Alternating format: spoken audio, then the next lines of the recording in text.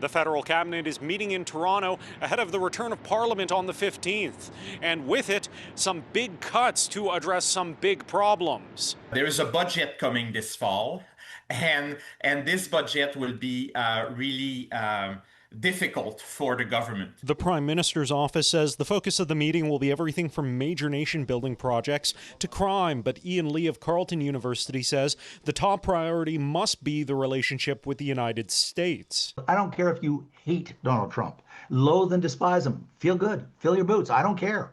That does not change the facts that we are completely dependent on the U.S. and we absolutely, urgently, existentially must have an agreement that eliminates most, or as almost as much as possible, most or all of the tariffs. Lee says if Canada can resolve the trade dispute, everything else like housing affordability, cost of living, provincial health systems, and persistent homelessness becomes far easier to address. First and foremost, we need the trade agreement, and then we will deal with affordability. We will deal with income and unemployment and so forth, because the money will gush in and drive the economic growth that will allow us to deal with that. A return to economic growth could also help mitigate some of the harsh austerity measures expected in the fall budget.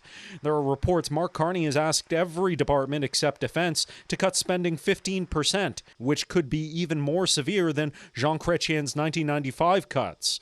But Chrétien enjoyed a strong majority government and a disordered opposition unable to block him.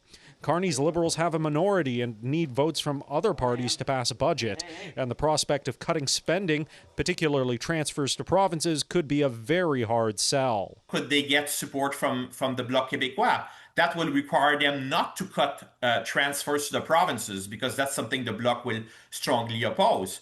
But even the Conservatives, if they will try to, strike a deal with the Conservatives, or especially with the NDP, I don't think that cuts to transfers will be necessarily a viable option politically.